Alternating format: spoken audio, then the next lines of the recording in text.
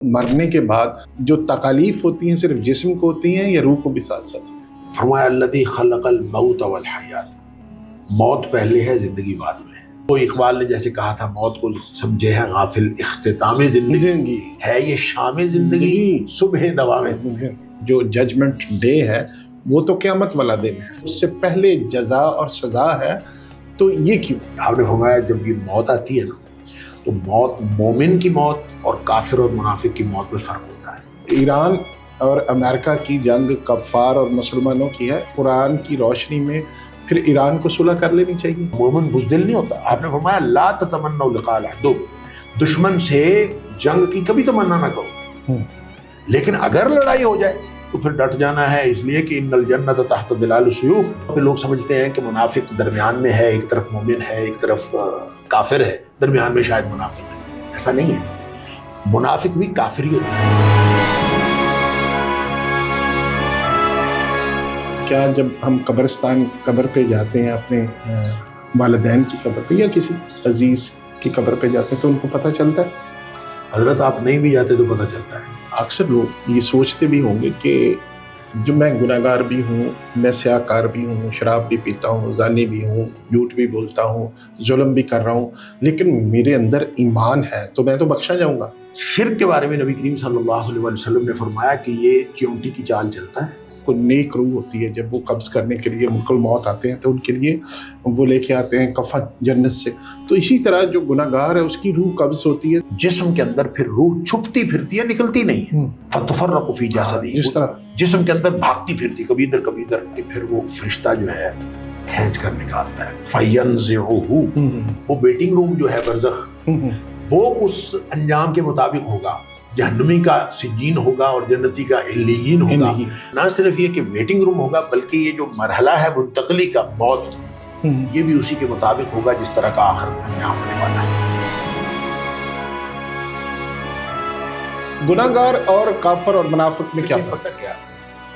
گناہگار مومن بھی ہو سکتا ہے کہ جس کے دل میں ایک رائی کے دانے کے برابر بھی ایمان ہے، وہ جہنم میں نہیں جا سکتا۔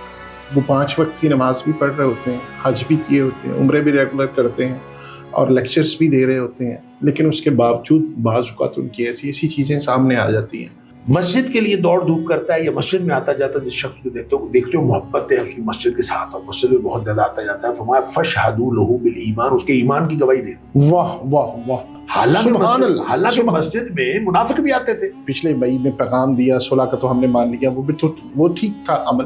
شہادت کی موت نہیں ہوتی، شہادت کی زندگی ہوتی ہے۔ من نوقش الحساب، جس کا حساب شروع ہو گیا وہ پکڑا گیا، اس جگہ اس کو لازماً عذاب ہو۔ روحیں ہیں جو عالم برزخ میں ہوتی ہیں، جو خواب کی شکل میں بھی ملاقات کے لیے آ جاتی ہیں، جو زندہ لوگ ہیں، یا گھروں میں ایک کانسیپٹ ہے نا کہ گھروں میں آتی ہیں، میسج بھی دیتی ہیں۔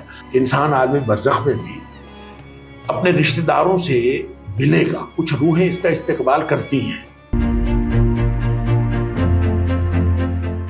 بسم اللہ الرحمن الرحیم، السلام علیکم دوستو، جو سائنس یہ کہتی ہے کہ جو اس دنیا میں آیا ہے اس نے ایک دن ختم ہو جانا ہے، لیکن اسلام کہتا ہے کہ اصل زندگی ختم ہونے کے بعد ہے اور وہی ابدی زندگی ہے۔ انسان مرنے کے بعد اس کی روح کہاں جاتی ہے، قبر میں کیا ہوتا ہے، عالم برزخ کیا ہے، اس کے ساتھ کیا بیتی ہے، روحیں وہاں کیا کرتی ہیں، یہ سارے آج کے وہ سوالات جو آپ کے اور میرے ذہنوں میں ہیں، اس پر آج کی گل بات ہے۔ اور اس کے لیے میرے ساتھ موجود ہیں بڑے رینون اسلامک اسکالر ہیں ڈاکٹر محمد حماد لکھوی صاحب، اور میری بڑی خوش قسمتی کہ آج وہ تشریف لائے۔ بڑے دنوں سے ہم ان کو ڈھونڈ رہے تھے، ہم بڑے دنوں سے کوشش کر رہے تھے کہ وہ تشریف لائیں، اور آج وہ آ چکے تھے۔ ان سے ہم استفادہ حاصل کریں گے، ان کی گفتگو سے، ان کے علم سے۔ ڈاکٹر صاحب بہت بہت شکریہ تشریف لانے کا۔ ڈاکٹر صاحب، سوال وہی جس کا میں نے آغاز میں انٹرو میں یہ بات کی کہ انسان جو مرنے کے بعد اس پہ کیا بیتتی ہے، کیا روح اور جو جسم ہے، جو تکالیف ہوتی ہیں صرف جسم کو ہوتی ہیں یا روح کو بھی ساتھ ساتھ ہوتی ہیں؟ بسم اللہ الرحمن الرحیم۔ اللہ کریم نے جہاں قرآن میں یہ ذکر فرمایا کہ ہم نے یہ زندگی اور موت کا کارخانہ بنایا ہے اور یہ بڑا امتحان بنایا ہے، لیبلوکم ایکم احسن عملا، تاکہ تمہارا امتحان کیا جا سکے کہ تم میں سے اچھے عمل کرنے والا کون ہے۔ وہاں اللہ کریم نے یہ نہیں فرمایا کہ زندگی اور موت کا کارخانہ بنایا، فرمایا الذی خلق الموت والحیات، موت پہلے ہے، زندگی بعد میں ہے۔ ہم جس نظام زندگی کو سمجھتے ہیں اس میں زندگی ہوتی ہے تو موت ہوتی ہے جی، ہم سمجھتے ہیں پہلے زندگی ہے بعد میں موت ہے۔ جی، قرآن کہتا ہے الذی خلق الموت والحیات، یعنی پہلے موت ہے اس کے بعد زندگی ہے۔ اس کا مطلب یہ ہے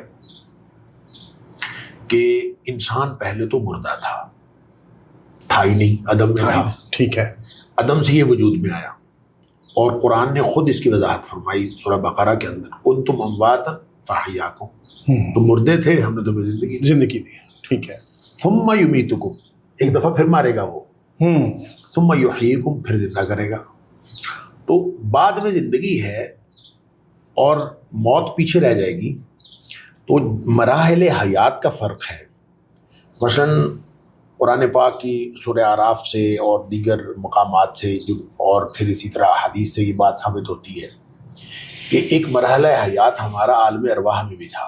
نبی اکرم صلی اللہ علیہ وسلم نے فرمایا کہ یہ جو ارواح تھی یہ ایک جہان میں اکٹھی تھی، اور وہاں جس روح نے جس کسی روح کے ساتھ وہاں اس کا آپس میں تعلق پیدا ہو گیا، یہاں اس دنیا میں بھی اس کا تعلق پیدا ہو جاتا ہے، وہ پہچان لیتی ہے اس کو۔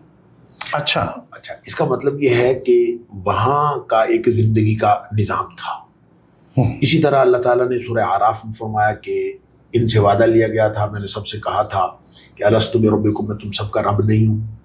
تو سب نے کہا تھا قالوا بلا۔ اب یہ وعدہ تھا، اور وعدہ جو ہوتا ہے وہ بقائمی ہوش و حواس ہوتا ہے، بالکل ایسے ہی۔ اس کا مطلب ہے زندگی تو تھی اور ہوش و حواس بھی تھی، البتہ ہماری یادداشت سے اس کو محو کیا گیا ہے۔ ہماری یادداشت میں نہیں ہے کہ ہم کب رہے عالم ارواح میں، کس طرح سے ہم رہے، وہ ہمیں کچھ نہیں پتا، کسی کو نہیں پتا۔ قرآن نے کہہ دیا، نبی پاک صلی اللہ علیہ وسلم فرما دیا، اس کا مطلب ہے کہ زندگی کا ایک مرحلہ وہ تھا عالم ارواح کا۔ ٹھیک ہے، کس طرح کا تھا، کتنا لمبا تھا، ہم اس کے بارے میں کوئی شعور نہیں رکھتے۔ ٹھیک ہے، پھر اگلا مرحلہ حیات ہے جس کو ہم کہتے ہیں دنیا۔ یہ دنیا جو ہے، یہ جب موت یہ آغاز ہوتا ہے تو ہم کہتے ہیں کہ یہ زندگی شروع ہو گئی، حالانکہ یہ نقطۂ آغاز نہیں ہے، نقطۂ آغاز تو پہلے ہو چکا جب ہم عالم ارواح میں آئے تھے۔ ٹھیک ہے، عالم ارواح سے منتقلی ہوئی تو ہم دنیا میں آ گئے، ٹھیک ہے، ٹرانسفر ہو گئی ہماری۔ دنیا کے مطلب قریب والی، یہ جو قریب والا مرحلہ حیات ہے اس کے اندر ہم زندگی گزار رہے ہیں۔ ٹھیک ہے، یہ وہ ہے، یہ وہ ہے۔ اب یہ دنیا ختم ہو جائے گی، اس کے بعد ایک بعد والی زندگی ہے، وہ ہے آخرت۔ اچھا، آخرت جو ہے اس کا بھی ہمیں شعور کوئی نہیں، کتنی لمبی ہے اس کے بارے میں بتایا گیا ہے، وہ ہم تفصیلات دیکھ لیتے ہیں۔ لیکن جو دنیا اور آخرت ہے اس کے درمیان میں ایک زندگی ہے جس کا نام ہے برزخ۔ برزخ، ٹھیک ہے، برزخ کا مطلب ہے پردہ، وہ دنیا اور آخرت کی زندگی کے درمیان میں پردہ ہے۔ اس کا مطلب یہ ہوا کہ 4 مراحل حیات تو وہ ہیں جو ہمیں بتا دیے گئے ہیں۔ ٹھیک ہے، ایک عالم ارواح، ایک عالم دنیا، ایک عالم برزخ، ایک عالم آخرت۔ یہ اگرچہ عالم آخرت کے بھی آگے پھر ڈویژن ہو سکتی ہے، سب ڈویژن ہو سکتی ہے، اس میں حشر ہے، پھر حشر کے بعد جنت دوزخ کا فیصلہ ہے، پھر لوگ جنتی جنت میں چلے جائیں گے، جہنمی جہنم میں چلے جائیں گے۔ جو ادھر چلے گئے وہ ہمیشہ رہیں گے، جو ادھر چلے گئے ہمیشہ رہیں گے۔ گویا انسان ہمیشہ کے لیے پیدا ہوا ہے، یہ فانی ہے اس دنیا کے اعتبار سے، ان 4 مراحل میں سے ایک کے اعتبار، اس دنیا کے اعتبار سے یہ فانی ہے۔ ٹھیک ہے، یہاں سے جب اس کی موت ہوتی ہے تو ہم سمجھتے ہیں کہ مر گیا، یہ مرا نہیں ہے، اصل میں یہ منتقل ہوا ہے، جو کہتے ہیں انتقال ہو گیا، تو ٹرانسفر ہوئی ہے اس کی، اس دنیا سے اگلی دنیا کی طرف اس کی ٹرانسفر ہو گئی ہے۔ اچھا، وہ اقبال نے جیسے کہا تھا، موت کو سمجھے ہے غافل اختتام زندگی، ہے یہ شام زندگی صبح دوام زندگی، یعنی اس کے بعد اصل زندگی شروع، ادھر آنکھ بند ہوتی ہے، اگلے جہان میں آنکھ کھلتی ہے۔ تو جو آخرت کا جو پہلا مرحلہ ہے، یہ جو برزخ ہے، اگرچہ ہے تو درمیان میں، لیکن یہ درمیان میں ہونے کے باوجود اس کا یہ ڈویژن ہے آخرت کی۔ ٹھیک ہے، یہ دنیا کی ڈویژن نہیں ہے۔ ٹھیک ہے، یعنی ایسے نہیں ہے کہ یہاں سے مرنے کے بعد پھر انسان کہیں دنیا کے قریب قریب رہتا ہے، ایسا نہیں ہے، آخرت کے قریب ہوتا ہے۔ گویا جب یہ موت آتی ہے تو موت فاصلہ ہے دنیا کا اور آخرت کا۔ اور آخرت کا جو پہلا مرحلہ ہے وہ برزخ ہے، برزخ ہے، اور برزخ درمیان میں ہے، قبر بھی اسی میں ہے۔ پھر آپ عذاب ثواب کی بات کریں قبر کی تو قرآن حکیم میں کم از کم 4 مقامات پر یہ اشارات موجود ہیں کہ لوگوں کو جو ہے عذاب ہو رہا ہوتا ہے۔ چونکہ لفظ قبر کا ذکر نہیں ہے اس لیے بہت سارے لوگوں کو یہ بھی غلط فہمی ہوئی ہے کہ قرآن میں عذاب قبر کا ذکر ہی نہیں ہے۔ ایسا نہیں ہے، قرآن نے لفظ قبر کا تو استعمال نہیں فرمایا، وہ اس کی تفصیلات تو احادیث میں ہیں، لیکن قرآن نے یہ ضرور بتایا ہے کہ آخرت سے پہلے بہت سارے لوگ عذاب میں ہوں گے۔ اچھا یہاں پہ ایک سوال اجازت سے، یہ اللہ تعالیٰ کا کون سا نظام میں، ظاہر ہے اللہ تعالیٰ مطلب کبھی ہو ہی نہیں سکتا کہ وہ ناانصافی کریں، یہ تو پاسبل ہی نہیں ہے۔ تو ایک سوال جو ذہنوں میں پیدا ہوتا ہے کہ جب آپ کا حساب کتاب روز محشر جو ججمنٹ ڈے ہے وہ تو قیامت والا دن ہے، تو اس سے پہلے جو حساب کتاب ہے یا اس سے پہلے جزا اور سزا ہے، تو یہ کیوں؟ اصل میں پتہ کیا، دارالامتحان ہے دنیا۔ جب موت آ گئی تو دارالامتحان ختم ہو گیا، دارالامتحان سے بندہ منتقل ہو گیا، ٹھیک ہے، اب امتحان تو ہو گیا ختم، اب اس کے بعد امتحان نہیں ہے۔ یہاں آخری مرحلہ یہ تھا کہ جس وقت موت آئی، اور موت سے پہلے پہلے آپ کے پاس توبہ کا دروازہ بھی کھلا ہے، ہر چیز کا، عمل کا، ہر چیز کا دروازہ کھلا ہے۔ یوں ہی موت آئی تو اس کے بعد آپ کا یہ امتحان والا دروازہ ہو گیا بند۔ اب یہ آپ جو برزخ ہے یہ آخرت کا دیباچہ ہے، یوں کہہ لیجیے۔ جب آخرت کا، جیسے میں نے پہلے عرض کیا کہ جب انسان کو موت آتی ہے تو اس وقت دیکھیں بہت ساری احادیث میں بھی آتا ہے، اور نبی کریم صلی اللہ علیہ وسلم نے فرمایا مثال کے طور پر جو قبر ہے وہ پہلی منزل ہے من منازل الآخرہ، آخرت کی منزلوں میں سے پہلی منزل ہے۔ اس کا مطلب یہ ہے کہ قبر میں جب انسان جاتا ہے تو وہ زندگی ہے تو برزخی زندگی، لیکن وہ برزخی زندگی آخرت کا حصہ ہے، دنیا کا حصہ نہیں ہے، ٹھیک ہے۔ جب وہ آخرت کا حصہ ہے تو اس امتحان تو ختم ہو چکا، لہذا جو ہی موت آتی ہے تو موت کے ساتھ ہی وہ والے حالات پیدا ہو جاتے ہیں جو آپ کو آخرت میں پیدا ہونے ہیں ان اعمال کے نتیجے میں، ٹھیک ہے، جو اعمال آپ نے دنیا میں کر لیے۔ ٹھیک ہے، امتحان ختم ہوا اور جو ہی پیپر لے لیا گیا، اب اس کے بعد آپ نے جب منتقلی ہونی ہے تو نہ صرف یہ کہ منتقل ہونے کے بعد وہ ویٹنگ روم جو ہے برزخ، وہ اس انجام کے مطابق ہوگا، جہنمی کا سجین ہوگا اور جنتی کا علیین ہوگا۔ یوں کہہ لیجئے کہ وہ جنتیوں کا ویٹنگ روم ہے، وہ جہنمیوں کا ویٹنگ روم ہے۔ تو نہ صرف یہ کہ ویٹنگ روم ہوگا بلکہ یہ جو مرحلہ ہے منتقلی کا، موت، یہ بھی اسی کے مطابق ہوگا جس طرح کا آخرت میں انجام ہونے والا ہے۔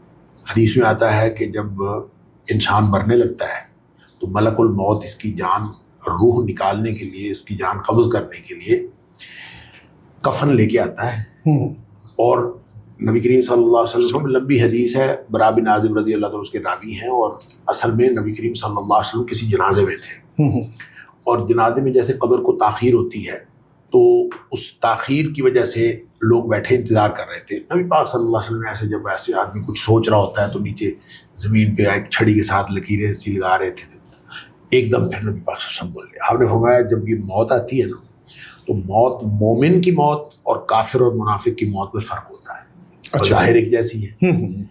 اس وقت آپ نے فرمایا جب مومن بالکل آخری اس کا مرحلہ ہوتا ہے، دنیا سے منتقل ہو رہا ہوتا ہے آخرت کی طرف، ٹھیک ہے، تو اس موقع پر جو ملک الموت ہے وہ جنت سے کفن لے کے آتا ہے، خوشبودار کفن، اس کے ساتھ فرشتوں کی ایک پوری ٹیم ہوتی ہے، اور وہ آ کے سارے بیٹھ جاتے ہیں، فرشتوں کی ڈیوٹیاں لگ جاتی ہیں اور ایک پورا ماحول بن جاتا ہے، اور پھر آ کے ابھی وہ اسی دنیا میں پڑا ہے، ٹھیک ہے، تو فرشتہ جو ہے ملک الموت اس کے کان میں کہتا ہے، ایتھا النفس الطیبہ، اے پاکیزہ روح، نکلو، اخرجی، نکلو، کدھر جانا ہے نکلنا؟ الی مغفرۃ من اللہ ورضوان، اللہ کی مغفرت کی طرف اور اللہ کی خوشنودی کی طرف نکلو۔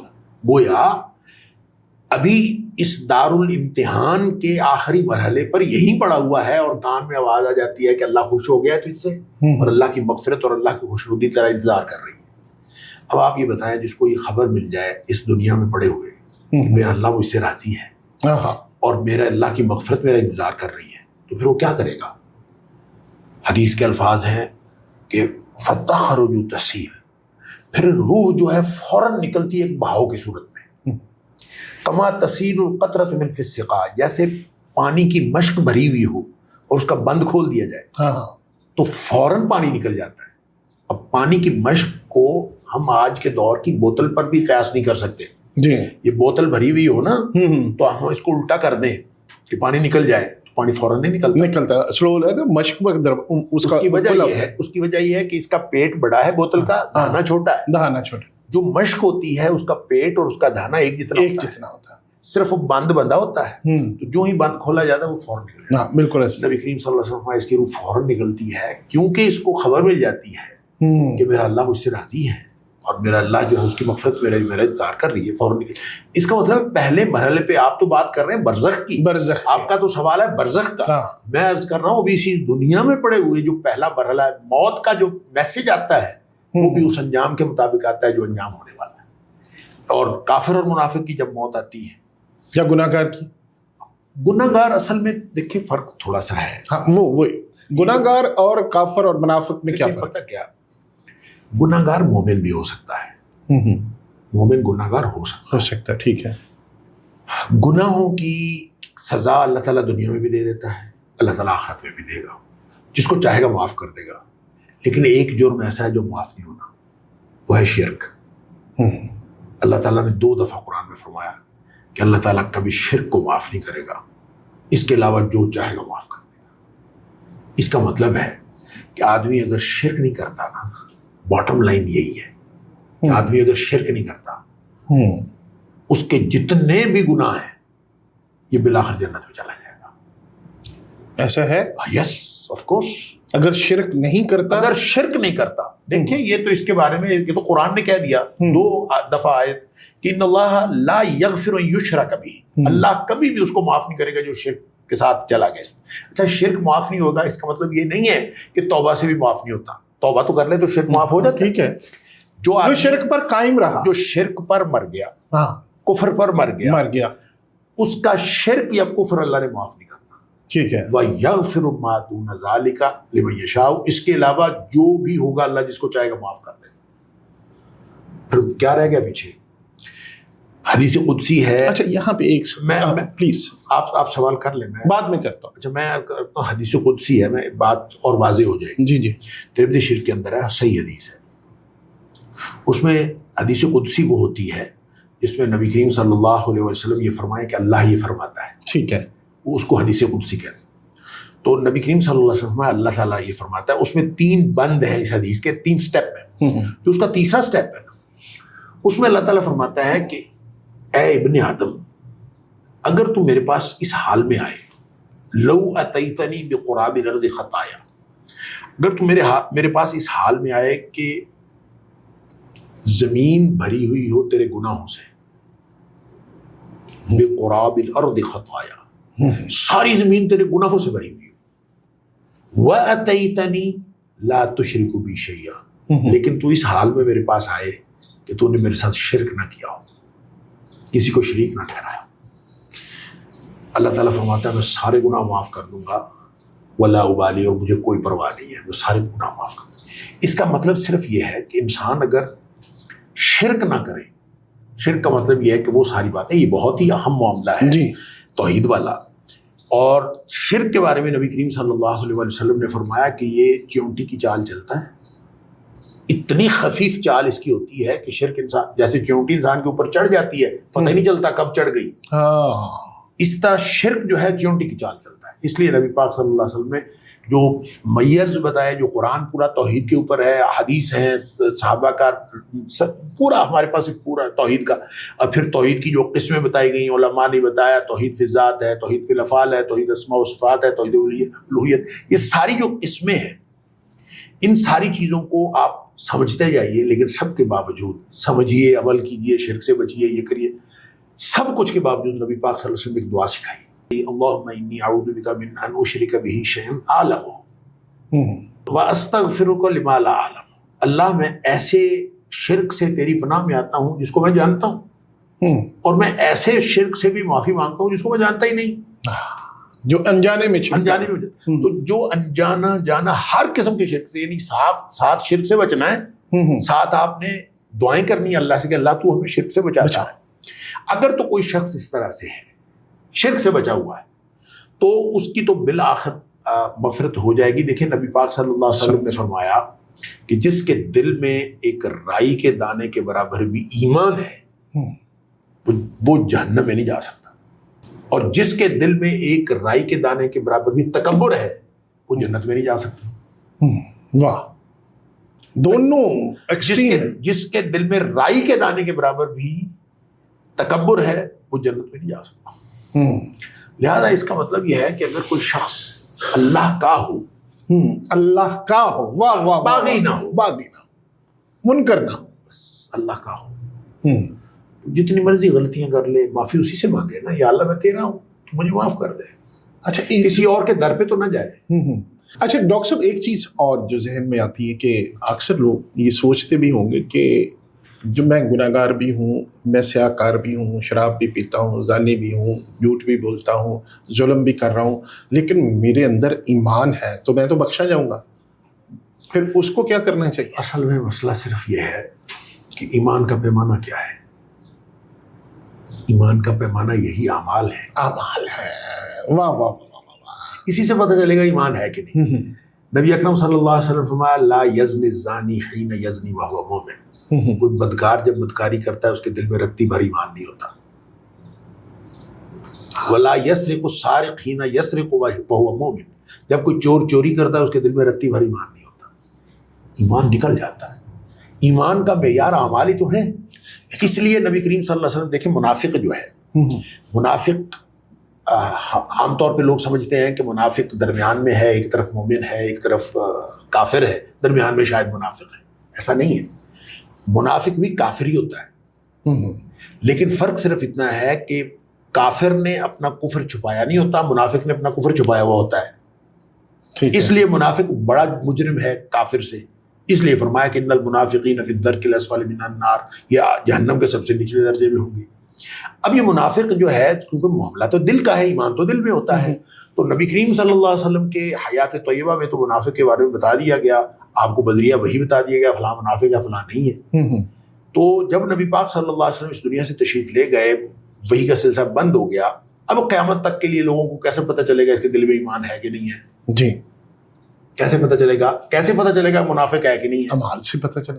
اعمال سے پتہ چلے گا. اس لیے نبی پاک صلی اللہ علیہ وسلم نے فرمایا کہ 4 باتیں کسی میں ہونا تو وہ پکا منافق ہے. ہاں, کیوں؟ گویا وہ بظاہر کلمہ پڑھتا ہو, بظاہر اپنے آپ کو مسلمان کہتا ہو, اگر اس کے 4 اعمال اس طرح سے ہیں, کیا فرمایا, جب بات کرے تو جھوٹ بولے, امانت میں خیانت کرے, وعدہ کرے وعدہ خلافی کرے, اور جب کسی سے جھگڑا ہو جائے تو گالیاں بکنا شروع کر دے. اگر یہ 4 خصوصیات اس میں تو پکا منافق ہے. اور اگر کس میں گویا یہ نشانی ہمیں بتا دی کہ دل کی کیفیت سمجھنی ہو تو اس کے عمل سے سمجھ لیجیے. بالکل ٹھیک ہے. لہذا کوئی شخص یہ کہے کہ میں چوری کر لیتا ہوں, میں بدکاری کر لیتا ہوں, میں سارا کچھ کر لیتا ہوں, مومن تو ہوں, تو اس کا دعویٰ ہی غلط ہے. پاسبل, اس کا دعویٰ ہی غلط ہے. اگر اس کے دل میں ایمان ہوگا تو ایمان بھائی نام ہی اس چیز کا ہے کہ آپ کسی کی بات کا یقین کر لیں. یقین کر لیں گے تو پھر آپ کی طبیعت پہ اس کا اثر نہ ہو, یہ ممکن ہی نہیں ہے. اچھا ڈاکٹر صاحب, ایک چیز آتی ہے, ہم نے جو ہمارا پیرامیٹرز ہیں, علماء کو دیکھتے ہیں, جو ہم وہ کہہ لیں نا کہ صاحب ایمان کو دیکھتے ہیں, بظاہر نظر آتے ہیں جو, تو ان کے اور جو لوگ ان کے فالوورز ہیں, ان میں بھی ہم نے اکثر دیکھا ہے کہ وہ 5 وقت کی نماز بھی پڑھ رہے ہوتے ہیں, حج بھی کیے ہوتے ہیں, عمرے بھی ریگولر کرتے ہیں, اور لیکچرز بھی دے رہے ہوتے ہیں, لیکن اس کے باوجود بعض اوقات ان کی ایسی چیزیں سامنے آ جاتی ہیں. پھر ان لوگوں نہیں, دیکھیں ہم جو ہے نا ظاہر کے پابند ہیں. منافق بھی کوئی ہو تو وہ اگر جھوٹ نہیں بولتا ہم اس کو منافق نہیں کہیں گے. اگر منافق بھی ہو اور وہ وعدہ خلافی نہیں کرتا ہم اس کو منافق نہیں کہہ سکتے. ٹھیک ہے. مطلب وہ نشانیاں جو ہمیں نبی کریم صلی اللہ علیہ وسلم بتائی ہیں, وہ نشانیاں ہم کسی میں دیکھ بھی لیں تو پن پوائنٹلی معین طور پر کسی کی تکفیر کرنا کہ یہ آدمی اب کافر ہو گیا ہے, یہ آدمی ایسا نہیں ہے, یہ تو ویسے ہی غلط ہے نا, یہ تو ہم کر ہی نہیں سکتے. کرنا ہمارے پاس پیمانہ ہے ہی نہیں. کوئی مومن ہے کہ کافر. جو بات آپ کر رہے ہیں اصل میں ہمارے سارے معاملات میں اللہ تعالیٰ نے ہمیں ظاہر کا پابند بنایا ہے. ظاہری طور پر دیکھیں قرآن یہ کہتا ہے کہ جنگ بھی ہو رہی ہو نا, تو اگر کوئی شخص جو ہے وہ اللہ اور اس کے رسول پر ایمان لے آتا ہے اور پھر نماز پڑھنا شروع کر دیتے ہیں اور زکوٰۃ دینا شروع کر دیتے ہیں، فخلوا سبیلہم، پھر ان کا راستہ چھوڑ دو۔ اگر وہ نماز پڑھنا شروع کر دیتے ہیں، زکوٰۃ دینا شروع کر دیتے ہیں، فاخوانکم فی الدین، پھر وہ تمہارے دینی بھائی ہیں۔ گویا ہم ظاہر کے پابند ہیں۔ ایک حدیث میں آتا ہے کہ نبی کریم صلی اللہ علیہ وسلم فرمایا جس شخص کو 5 وقت مسجد میں آتا جاتا دیکھو یا مسجد کے لیے دوڑ دھوپ کرتا دی، یا اتعاد المسجد، یا ایک الفاظ میں یتعاہد المسجد، مسجد کے لیے دوڑ دھوپ کرتا ہے یا مسجد میں آتا جاتا جس شخص کو دیکھتے ہو محبت ہے اس کی مسجد کے ساتھ اور مسجد میں بہت زیادہ آتا جاتا ہے، فرمایا فاشہدوا لہ بالایمان، اس کے ایمان کی گواہی دے دو۔ واہ واہ واہ واہ واہ، حالانکہ مسجد میں منافق بھی آتے تھے، سبحان اللہ، سبحان، لیوریج دے دی۔ ہاں، اس کا حساب اللہ کے پاس، اور بہت ساری احادیث ایسی ہیں کہ آپ کو ججمنٹل نہیں ہونا، یہ غلط ہے، یہ ججمنٹل نہیں ہونا، آپ کہیں گے اصل میں یہ فلاں ہے، ہاں، آپ تو اصل کے پابندی نہیں ہے، آپ پابند ہیں ظاہر کے، ٹھیک ہے، اصل میں وہ کیا ہے اس کا معاملہ اللہ کے طرف، اور اللہ تعالیٰ جو ہے، اور بہت ساری حدیث ہیں جیسے نبی پاک صلی اللہ علیہ وسلم کو بتایا گیا کہ آپ کافروں سے جہاد کریں، لیکن اگر کوئی نماز پڑھنا شروع کر دیتا ہے، اسلام کے نظام میں آ جاتا ہے، زکوٰۃ دیتا ہے، آ جاتا ہے، تو فرمایا کہ ان کو آپ چھوڑ دو اور ان کے جان مال سب محفوظ ہو گئے، وَحِسَابُهُمْ عَلَى اللَّهِ، اس کا حساب اللہ کے پاس ہے۔ این لڑائی میں جنگ ہو رہی ہے، اسلام کی پالیسی جنگ نہیں ہے، اسلام کی پالیسی امن ہے، ٹھیک ہے۔ جو یہ کہتے ہیں نا اسلام کی پالیسی جنگ ہے، یہ بات ہی غلط ہے۔ اسلام کی پالیسی جنگ کی تیاری ضرور ہے، اس لیے کہ جنگ کی تیاری اس لیے رکھنی ہے کہ کوئی جنگ نہ کرے، بالکل ٹھیک ہے۔ وَأَعِدُّوا لَهُم مَّا اسْتَطَعْتُم مِّن قُوَّةٍ وَمِن الْخَيْلِ، یہ تیاری رکھنی ہے، کیوں؟ تُرْهِبُونَ بِهِ عَدُوَّ اللَّهِ وَعَدُوَّكُمْ، اس سے دشمن دبک کے بیٹھا رہے گا، تمہارا دشمن بھی اللہ کا دشمن بھی، بالکل، اور ایسے دشمن بھی جن کو تم نہیں جانتے اللہ جانتا ہے، وہ بھی سارے دبک کے بیٹھ رہے ہیں، ان کے پاس تو ایٹم بم ہے، تو ہم نہیں ان کے خلاف لڑ سکتے، بالکل ٹھیک ہے۔ اچھا، لیکن جب وقت آ جائے، اگر لڑائی ہو جائے، لڑائی کیسے انیشیٹ ہوتی ہے یہ پھر ایک الگ بحث ہے، ٹھیک ہے، اس کے بھی 3 مقامات فرضیت ہیں قرآن میں، وہ کبھی جہاد پہ ذکر ہوا تو میں الگ بات کروں گا، لیکن جو یہاں میں بات کرنا چاہ رہا ہوں کہ ہم ظاہر کے پابند ہیں کہ قرآن نے کہا کہ لڑائی ہو جائے، تو عین لڑائی کے دوران، یعنی بالکل پیک پہ لڑائی پہنچی ہوئی ہے، تو اس وقت آپ نے دیکھیں پالیسی یہ ہے کہ اگر لڑائی انیشیٹ تو آپ نے نہیں کرنی، انیشیٹ تو انہوں نے کی، انیشیٹ ہو گئی تو پھر آپ ان کو صلح کا پیغام نہیں دے سکتے، اچھا، پھر وہ تو بزدلی ہے نا، پھر وہ بزدلی ہے، اور مومن بزدل نہیں ہوتا۔ آپ نے فرمایا لا تتمنوا لقاء العدو، دشمن سے جنگ کی کبھی تمنا نہ کرو، لیکن اگر لڑائی ہو جائے تو پھر ڈٹ جانا ہے، اس لیے کہ ان الجنت تحت ظلال السیوف، جنت جو ہے وہ تلواروں کے سائے کے نیچے، ادھر ہی جنت ہے، ادھر ہی جنت، پھر پیچھے نہیں ہٹنا۔ اچھا، عین لڑائی میں ادھر سے پیغام آ گیا دشمن کی طرف سے صلح کر لیں، ٹھیک ہے، اب یہ دھوکے سے بھی ہو سکتا ہے، ہاں ٹھیک ہے، فرمایا ان جنحوا للسلم فاجنح لها، اگر وہ آپ کو صلح کا پیغام بھیجیں فوراً بات مان لیں، اور اگر وہ دھوکا بھی کر رہے ہیں نا، وَإِن يَخْدَعُوكَ، اگر وہ دھوکا بھی کر رہے ہیں فَإِنَّ حَسْبَكَ اللَّهُ، اللہ تعالیٰ آپ کو پاس کافی ہو جائے گا، اب پھر اللہ کی سپورٹ آ جائے، معاملہ اللہ کے سپرد ہے۔ اس لیے ہم پابند ہی ظاہر کے ہیں، چاہے دشمنوں کے ساتھ معاملہ ہو رہا ہو اور چاہے اپنوں کے ساتھ معاملہ ہو رہا ہو، ٹاپک سے ہٹ کے ایک چھوٹا سا، چاہے انفرادی بات ہو چاہے اجتماعی بات ہو، ہم ججمنٹل ہو نہیں سکتے۔ جو آپ نے بات کی نا کہ نماز بھی پڑھتے ہیں، روزے بھی رکھتے ہیں، وہ ظاہر دین کے پابند ہیں، اور ان میں آپ کو غلطیاں نظر آتی ہیں، تو بھائی آپ غلطیاں ڈھونڈتے کیوں ہیں؟ آپ کو اپنے اندر نہیں غلطیاں نظر آتی؟ ٹھیک ہے، بالکل، آپ اپنی غلطیوں پہ نگاہ رکھیں، دوسروں کی اچھائیوں پہ نگاہ رکھیں۔ Very good. اچھا، اسی سے ریلیونٹ ایک کرنٹ ٹاپک کے حوالے سے اگر اجازت دیں تو سوال پوچھ لوں کہ یہ جو ایران اور امریکہ کی جنگ کفار اور مسلمانوں کی ہے، اس میں اسی بات کی روشنی میں کیا قرآن کی روشنی میں پھر ایران کو صلح کر لینی چاہیے اگر وہ پیغام بھیج رہے ہیں؟ آف کورس کر لینی چاہیے، اس لیے کہ وَالصُّلْحُ خیر، صلح ہی بہتر ہے۔ معاشرتی معاملات میں بھی قرآن نے کہا وَالصُّلْحُ خیر، صلح بہتر ہے، تو صلح ہی بہتر ہے۔ اور جنگ میں بھی اگر دشمن کی طرف سے صلح کا پیغام آ جاتا ہے تو آپ صلح کا پیغام اس کے اوپر فوراً فجنح لہا آپ جھک جائیں، لیکن ایسے نہیں ہوتا۔ اصل میں یہ ایک پورا نظام ہے، صلح اور جنگ کا بھی ایک پورا سسٹم ہے، اور ایسے نہیں ہوتا کہ آپ کو دشمن جو ہے، کوئی بھی دشمن اٹھا ہے اور اس نے کہا کہ ایسے کر لو تو آپ اس کی بات پر اعتبار کر لیں۔ قرآن نے یہ بھی کہا ہے کہ ایسے دشمن جو ہر دفعہ جب بھی آپ ان سے وعدہ کرتے ہیں وہ آپ کے ساتھ معاہدہ کرتے ہیں اور وہ توڑ دیتے ہیں، اور آپ کو ان کا ٹریک ریکارڈ معلوم ہے کہ یہ معاہدہ کرتے ہیں اور توڑ دیتے ہیں، تو قرآن نے کہا کہ جب موقع ملے نا تو اپنا جو وہ معاہدہ ہوا ہے نا تم بھی معاہدے کی پابندی نہ کرو، فَانبِذْ إِلَيْهِمْ عَلَىٰ سَوَاءٍ، برابری کی سطح پر ان کا معاہدہ ان کے منہ پہ دے مارو۔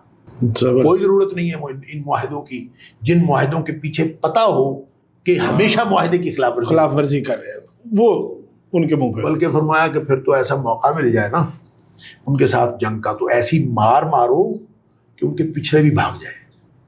واہ، یہ قرآن کے الفاظ کا ترجمہ کر رہا ہوں میں، اس لیے یہ جو ہر چیز کے بارے میں یہ کہہ دینا کہ یہی چیز ہم یہاں اپلائی کر لیں، وہ ایسے نہیں ہوتا، ایک پورا نظام ہے، اگر اس کے پیچھے وہ ساری چیزیں موجود ہیں، کوئی معاہدے کی پابندی کرنے والی قوم ہے تو معاہدے کی پابندی تو ایک بڑا بنیادی اصول ہے اسلام۔ جس طرح ہمیں انڈیا نے جو پچھلے مئی میں پیغام دیا صلح کا تو ہم نے مان لیا، وہ بھی تو وہ ٹھیک تھا عمل۔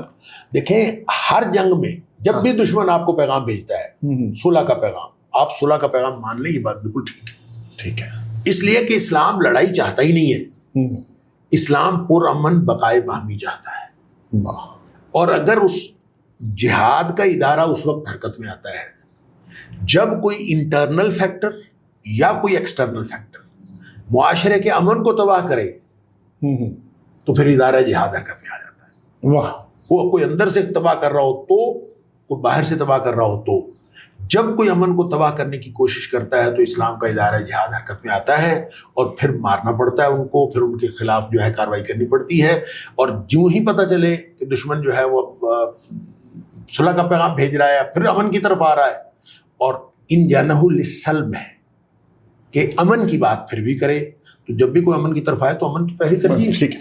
اچھا سر، دوسری ایک ڈاکٹر صاحب بات ہم نے شروع کی کہ جس طرح آپ نے فرمایا کہ جس طرح کوئی نیک روح ہوتی ہے جب وہ قبض کرنے کے لیے ملک الموت آتے ہیں تو ان کے لیے وہ لے کے آتے ہیں کفن جنت سے، تو اسی طرح جو گناہ گار ہے اس کی روح قبض ہوتی ہے، تو اس میں اس کے کیا مطلب یہی میں حدیث عرض کر رہا تھا، اسی حدیث کے اندر بڑی لمبی حدیث ہے، صحیح حدیث ہے کہ نبی کریم صلی اللہ علیہ وسلم وہ جو خوشبودار کفن میں وہ یہ پھر بہاؤ کی صورت میں نکلتی ہے، فرشتے فوراً اس کو کفن میں لپیٹ لیتے ہیں، وہ جو جنتی کفن ہے، خوشبودار کفن ہے، اس کی پھر زمین و آسمان میں ایسی خوشبو پھیلتی ہے کہ نبی پاک صلی اللہ علیہ وسلم نے فرمایا سوائے انسانوں اور جنوں کے ہر مخلوق اس خوشبو کو محسوس کرتی ہے، اور وہ پھر جب فرشتے اس روح کو لے کے جا رہے ہوتے ہیں اور ہر وقت خوشبو، ہر طرف خوشبو پھیلی ہوتی ہے، تو پھر راستے میں ملنے والے فرشتے پوچھتے ہیں کس کی روح ہے، اور ہر کوئی دعائیں دیتا ہے کہ کیا بات ہے، اور وہ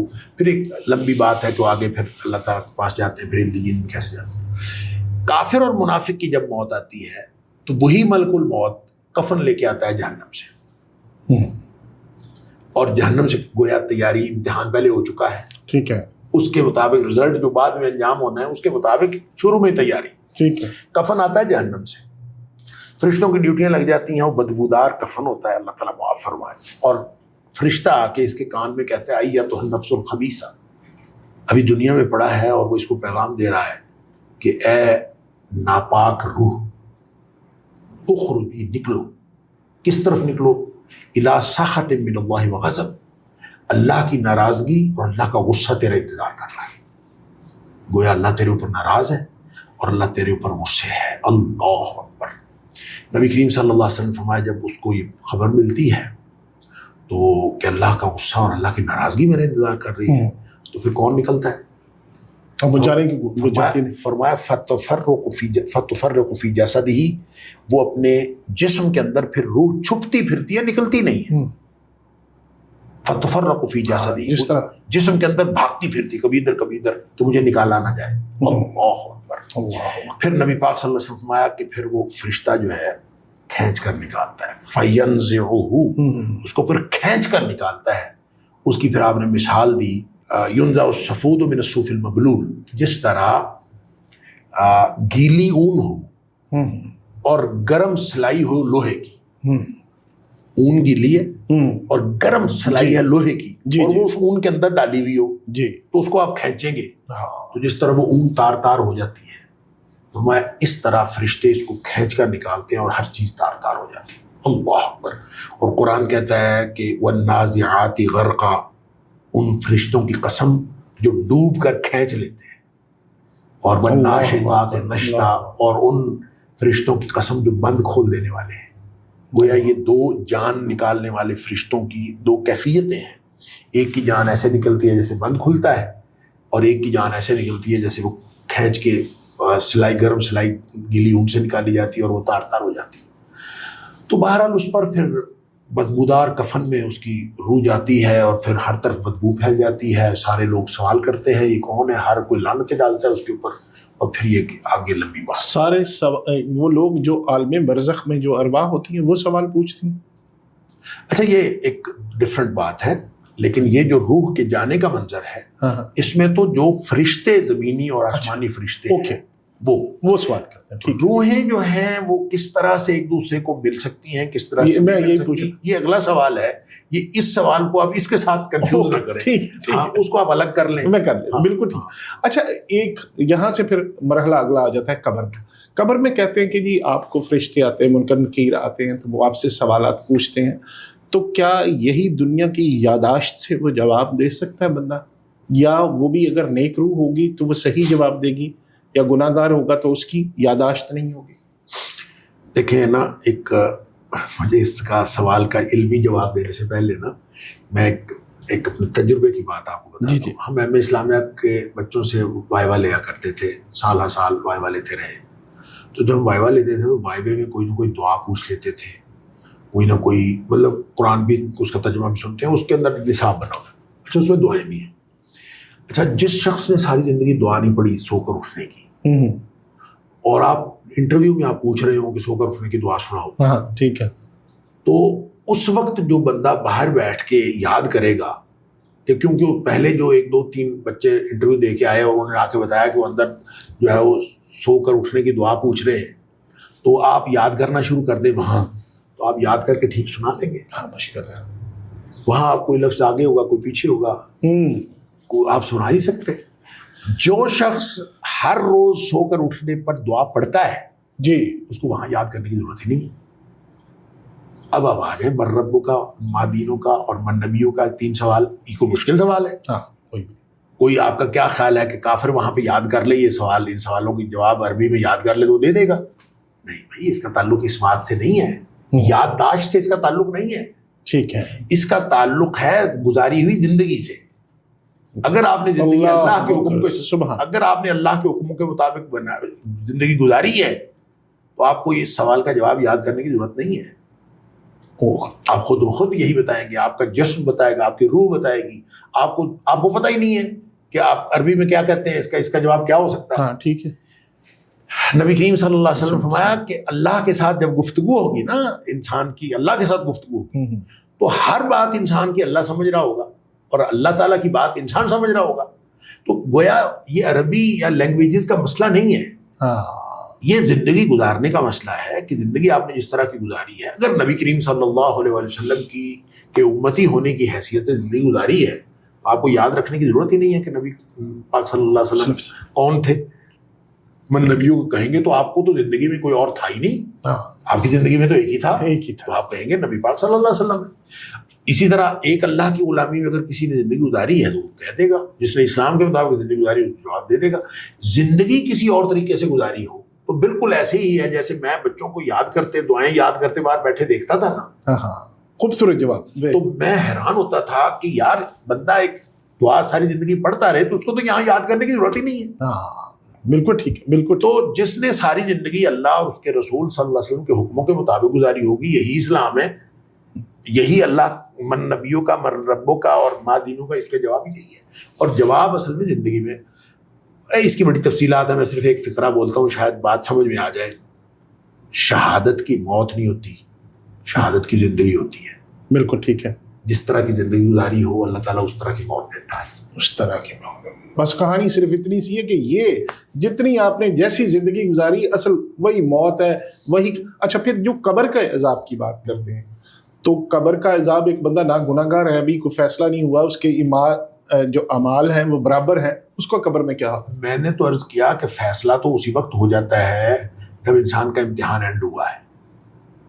جس طرح کی موت ہے، امتحان اینڈ ہوا ہے تو اس کی منتقلی ہو رہی ہے اگلے جہان کی طرف، تو فیصلہ ہو چکا ہے. تو یہ تو النفس الطیبہ اور یہ تو النفس الخبیثہ کا جو فرق ہے، یہ فیصلے کا فرق ہے نا. اس کا مطلب فیصلہ تو ہو چکا ہے. ٹھیک ہے. اور وہ جو حشر میں ہونا ہے، اور حشر میں جو فیصلہ ہونا ہے، کیا اللہ. حضرت عائشہ صدیقہ رضی اللہ تعالیٰ عنہا سے نبی پاک صلی اللہ علیہ وسلم فرمایا تھا، جس کا حساب شروع ہو گیا نا، من نوقش الحساب، جس کا حساب شروع ہو گیا وہ پکڑا گیا، اس جگہ اس کو لازماً عذاب ہوگا. حساب حضرت ہم دے کیسے سکتے ہیں؟ دے نہیں سکتے. آج صبح سے لے کر اب تک آپ نے کیا کیا دیکھا ہے، آپ نے کیا کیا پڑھا ہے، کیا کیا سنا ہے، کیا کیا زبان سے بولا ہے، کیا کیا کان میں پڑھا ہے، کہاں کہاں ہاتھ ہلے ہیں، کہاں کہاں. آج صبح سے اب تک کا امتحان نہیں دیا جا سکتا. ساری زندگی کا امتحان کیسے دیا جا سکتا؟ اس لیے نبی پاک صلی اللہ علیہ وسلم فرمایا جس کا حساب شروع ہوا تو پکڑا گیا. تو عائشہ صدیقہ رضی اللہ تعالیٰ عنہ پوچھتی ہیں اللہ کے رسول صلی اللہ علیہ وسلم پھر آسان حساب سے کیا مراد ہے؟ کیونکہ اللہ تعالیٰ نے قرآن میں فرمایا فسوف یحاسب حسابا یسیرا، جس کو دائیں ہاتھ میں اعمال نامہ ملے گا اس کا حساب آسان ہوگا. تو پھر آسان حساب سے کیا مراد ہے؟ جس کا حساب شروع ہو گیا وہ پکڑا ہی گیا. ٹھیک ہے. سبحان اللہ. تو نبی کریم صلی اللہ علیہ وسلم فرمایا کہ وہ تو ایسی پیشی ہوگی ذاک العرض، اللہ کے سامنے پیش ہوگا. اللہ تعالیٰ فرمائے گا جا تجھے معاف، حساب کتاب کو نہیں ہونا. لہذا جس طرح کی زندگی گزاری ہے، موت سے ہی اسی طرح کا انجام شروع ہو جائے گا، اور قبر میں بھی اسی طرح کا ہونا ہے. اور اسی لیے نبی پاک صلی اللہ علیہ وسلم فرمایا قبر جو ہے یا روضۃ من ریاض الجنہ، یا جنت کے باغوں میں سے ایک باغ ہے، او حفرۃ من حفر النار، یا جہنم کے گڑھوں میں سے ایک گڑھا ہے. تو گویا وہ آخرت کی منزلوں میں سے پہلی منزل ہے. تو جو انتہائی منزل ہے اسی کا دیباچہ قبر ہے. لہذا کوئی شخص قبر میں ہو، کوئی شخص سمندر میں پھینک دیا گیا ہو، جس کو مچھلیوں نے کھا لیا ہو، جو جہاں بھی چلا گیا ہو، جو یہ جسم ہے یہ فانی ہے، یہ ختم ہو جائے گا. اس کا مطلب جو عذاب ہے، جزا سزا، وہ روح کو ہوگی. دیکھیں روح کو ہوگی، اور روح کے لیے دیکھیں صرف بھی روح کو ہو تو ہم جب خواب میں کوئی ہمیں مار رہا ہوتا ہے، یا خواب میں ہم اگر کوئی تکلیف محسوس کر رہے ہوتے ہیں، تو اگرچہ ہمارے جسم کو نہیں ہو رہی ہوتی تو ہم محسوس تو اسی طرح کر رہے ہوتے ہیں جیسے جسم کو ہو رہی ہے. بالکل اسی طرح. تو پھر یہ تکے ہوتے ہیں ایسے لگ. جو نیند ہے یہ بھی موت کی بہن ہے. لہذا یہ ممکن ہے کہ جو جس طرح روح کو عذاب ہو رہا ہوتا ہے یا سزا مل رہی ہوتی ہے نیند میں ہم محسوس کرتے ہیں، تو اسی طرح موت میں بھی جو روح کے ساتھ جو بھی معاملہ ہوگا یہ ہو سکے. لیکن اللہ تعالیٰ وہاں جسم دے گا، اور وہ جسم برزخ میں ہی مل جاتے ہیں، یا برزخ کے بعد جا کے اللہ تعالیٰ جنت جہنم میں وہ جسم دے گا. وہ کامل جسم ہوں گے، اس کے اوپر ثواب بھی ہوگا، اس کو انسان راحت بھی محسوس کرے گا، اس کے اوپر عذاب بھی ہوگا. اور پھر وہ حدیث کے اندر آتا ہے کہ جہنمیوں کے جو ہے وہ اتنے بڑے بڑے جسم دیے جائیں گے ان کو کہ جیسے ایک جو کان سے لے کر کان کی لو سے لے کر کندھے تک 70 ہاتھ کا فاصلہ ہوگا. اچھا مطلب بڑے بڑے جسم ہوں گے. پھر تاکہ عذاب ان کو دیا جائے. اس طرح قرآن یہ کہتا ہے کہ ان کو جب ایک دفعہ جسم جھلس جائے گا آگ سے، تو اللہ تعالیٰ ان کے جسم دوبارہ بنا دے گا تاکہ ان کو عذاب ہوتا رہے. کیونکہ اوپر والی سکن جب جل جاتی ہے تو وہ کہتے ہیں میڈیکل سائنس والے کہتے ہیں اور نیچے والی سکن کو پتہ ہی نہیں چلتا، صرف اوپر والی پہ ہو رہا ہوتا ہے. تو اس کا مطلب بار بار جو عذاب ہے وہ اس کا تعلق جسم کے ساتھ ہے. تو عذاب اور ثواب جسمانی ہی ہوگا یقیناً. لیکن جو عالم برزخ کے معاملات ہیں ان ساری باتوں کو ہم کہتے ہیں کہ قرآن کی زبان میں یہ متشابہات ہیں. اور متشابہات وہ چیزیں ہوتی ہیں جن کا ہم کلی تعین نہیں کر سکتے. لہذا کلی تعین ہم نہیں کر سکتے کہ اس کا یہ ہوگا اور وہ ہوگا. صرف وہ اندازے جو نصیحت حاصل کرنے کے لیے اللہ اور اس کے رسول صلی اللہ علیہ وسلم نے ہمیں بتا دیے ہیں. اب مثال کے طور پر یہ جو بار بار قرآن ایک ڈسکرپشن دیتا ہے کہ جنتیں ہوں گی جو نیک اعمال کرنے والے اور ایمان والے اور نیک اعمال کرنے والے ان کے لیے جنات تجری من تحت الانہار، ان کے نیچے نہریں جاری ہوں، ایسے باغات جس کے نیچے نہریں جاری. اب یہ باغ اور نیچے نہر، اس کا کانسیپٹ ذرا قائم کرنے کی کوشش کریں کیا ہوگا. ایک کانسیپٹ تو یہ ہوتا ہے کہ اوپر درخت ہو نیچے پانی جا رہے نہ پانی جا رہا ہے، جس طرح گاؤں میں ہمارے وہ کھالے چھلے نہریں ہوتی ہیں. اچھا اسی طرح یہ بھی ممکن ہے کہ اوپر پہاڑوں کے اوپر درخت ہے، نیچے ندی جا رہی ہے. ہاں ٹھیک ہے. تو یہ بھی ہے جنات تجری من تحتہا الانہار، یہ بھی اس طرح سے ہے. اچھا یہ کانسیپٹ ایک انسان کا قائم ہوتا ہے. ٹھیک ہے.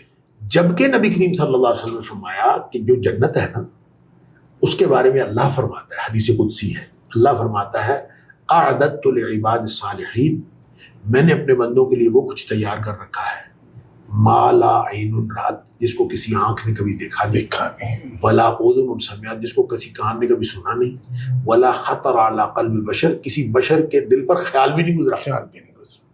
اچھا وہ تیار کر رکھا ہے. تو پھر یہ جو باغ اور اس کے نیچے نہر ہے، نیچے دریا ہے یا نہریں ہیں، اس کا تو کانسیپٹ ہم قائم کر لیتے ہیں، یہ تو خیال گزرتا ہے. ہاں ظاہر ہے. تو پھر وہ کیا ہے؟ اصل بات یہ ہے کہ چونکہ جنت اور جہنم کا تذکرہ انسان کے خوف اور انسان کی امید کو ایڈریس کرنے کے لیے، لہٰذا انسان کی جو حصے جمال ہے اس کی انتہا یہ ہے کہ انسان باغ اور پانی کے کمبینیشن کو دنیا کی خوبصورتی کی سب سے انتہا سمجھتا ہے. سبحان اللہ سبحان اللہ. اس لیے آپ جب دیکھتے ہیں کہ بڑے بڑے گھر بنتے ہیں، امیر لوگ گھر بناتے ہیں، اس میں فاؤنٹین لگائیں گے، اس میں پانی کا کوئی آبشار لگائیں گے، ساتھ اس میں گرینری ہوگی، گارڈن ہوگا. تو یہ گویا باغ اور پانی جو ہے نا، گرینری اور پانی، یہ انسان کی جو حد ادراک ہے یا جو حصے جمالیات کی ادراک کی جو آخری حد ہے، یہ وہ ہے.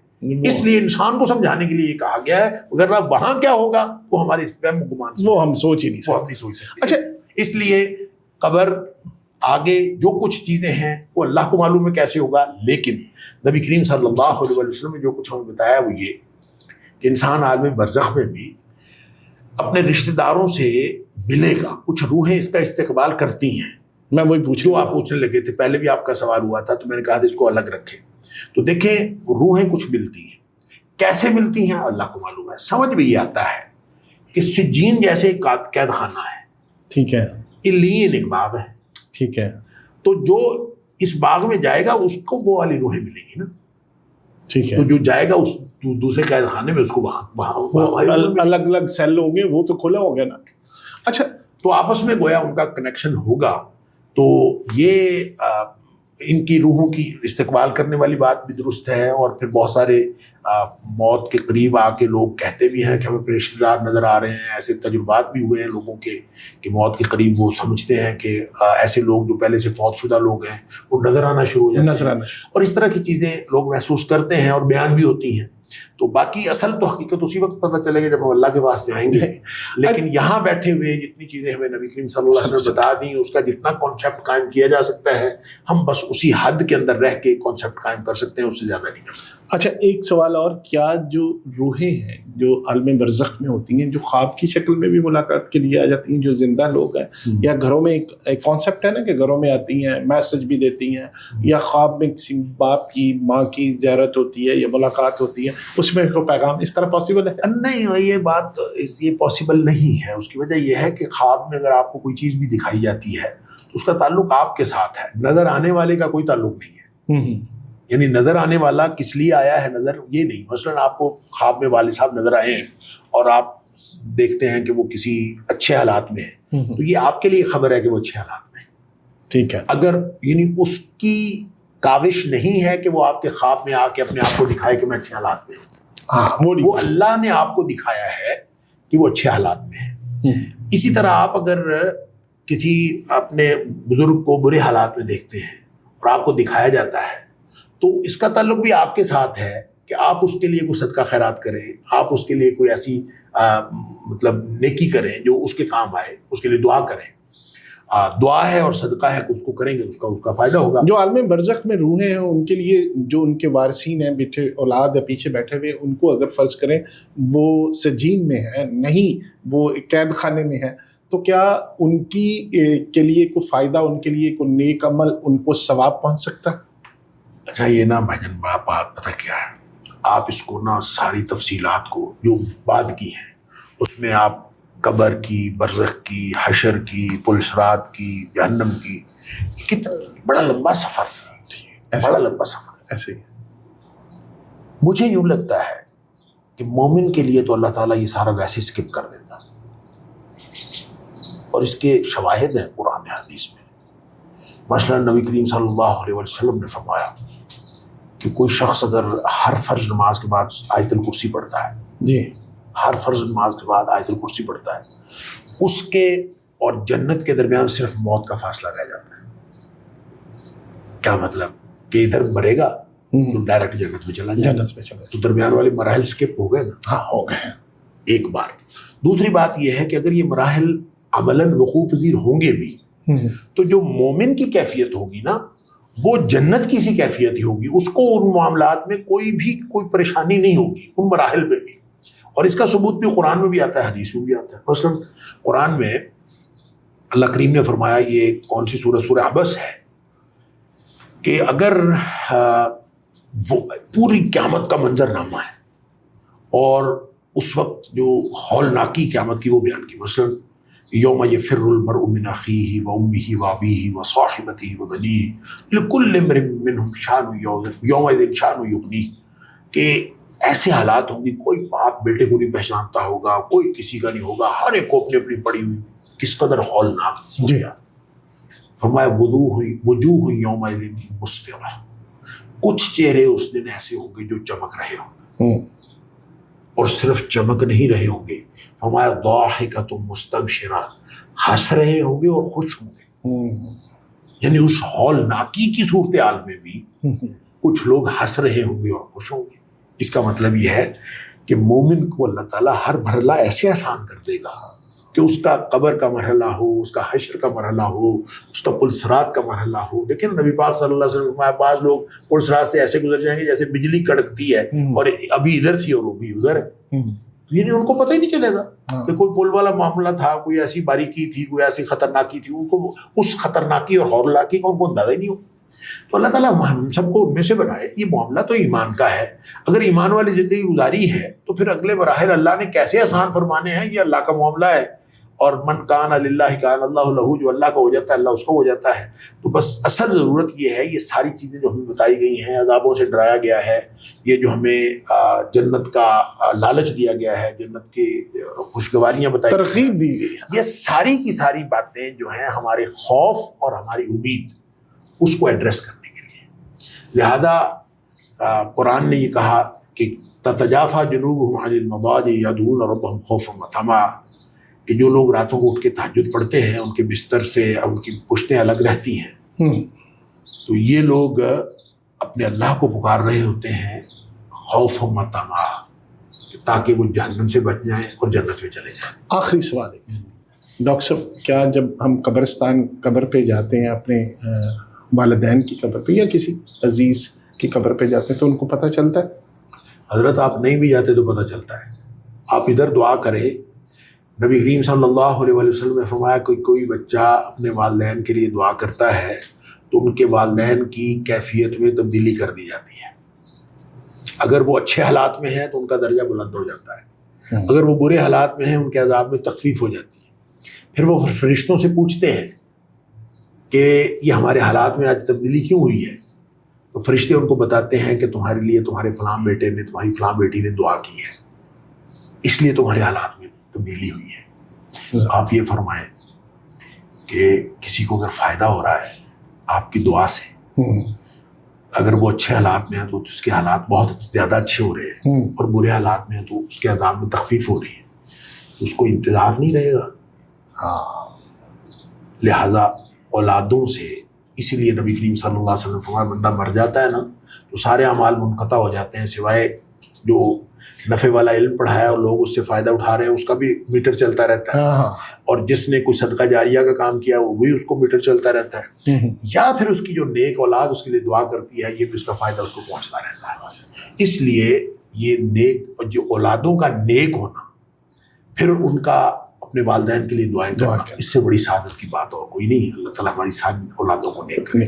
آخری میرے ذہن میں پھر ایک چیز ہے، قبرستان جانا کتنا ضروری ہے؟ دیکھیں قبرستان جانا جو ہے نبی پاک صلی اللہ علیہ وسلم شروع میں منع کیا تھا، مردوں اور دونوں کو منع کیا. نبی پاک صلی اللہ علیہ وسلم نے منع کیا تھا. پھر ایسا ہوا کہ ایک دفعہ نبی کریم صلی اللہ علیہ وسلم نے اپنی والدہ کے لیے، اپنی والدہ کی قبر پر جانے کے لیے اللہ تعالیٰ سے اجازت مانگی. اللہ تعالیٰ نے اجازت دے دی. نبی کریم صلی اللہ علیہ وسلم اپنی والدہ کی قبر پہ گئے، ساتھ صحابہ کرام بھی گئے.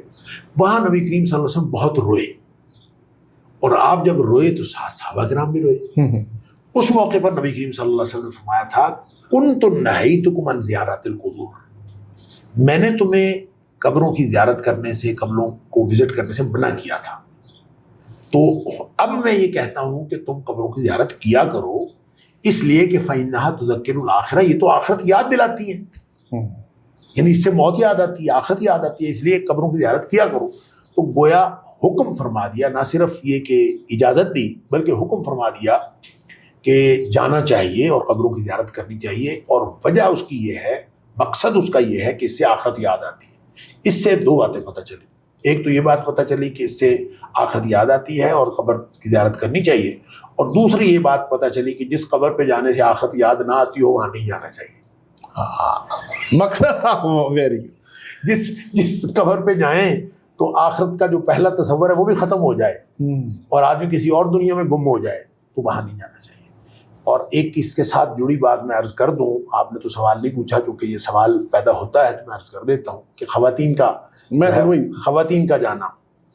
تو خواتین کے جانے کے حوالے سے دو باتیں ہیں. ایک تو نبی پاک صلی اللہ علیہ وسلم نے لعنت فرمائی ہے زوارات القبور کے اوپر، جو بہت زیادہ قبروں پہ جانے والی خواتین ہیں ان کو نبی پاک صلی اللہ علیہ وسلم نے لعنت فرمائی ہے، یعنی نہیں جانا چاہیے.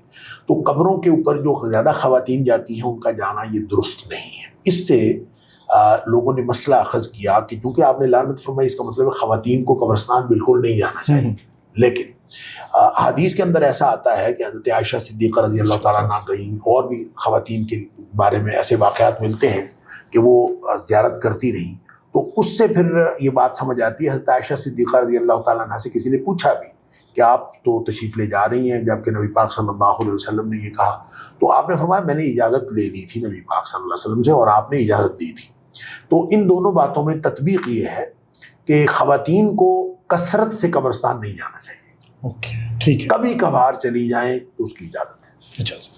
اللہ تعالیٰ آپ کو اور مجھے ایمان پر زندگی گزارنے کی توفیق دو عطا فرمائے، اور اللہ تعالیٰ ہمیں ایسا بنا دے کہ ہم اس کو پسند آ جائیں. آمین. اپنا بہت خیال رکھیے گا. اگر کوئی باتیں اچھی لگیں تو ان کو شیئر بھی ضرور کیجیے گا. اور ایک آخری بات کہ اگر آپ کے اس بارے میں کوئی علمی سوالات ہیں تو ہم کوشش کریں گے کہ لکھوی صاحب کو ہم دوبارہ زحمت دیں، اور جب وہ دوبارہ آئیں گے تو آپ کے جتنے سوالات ہوئیں گے ہم ان سے جواب لینے کی کوشش کریں گے. اپنا بہت خیال رکھیے. خدا حافظ.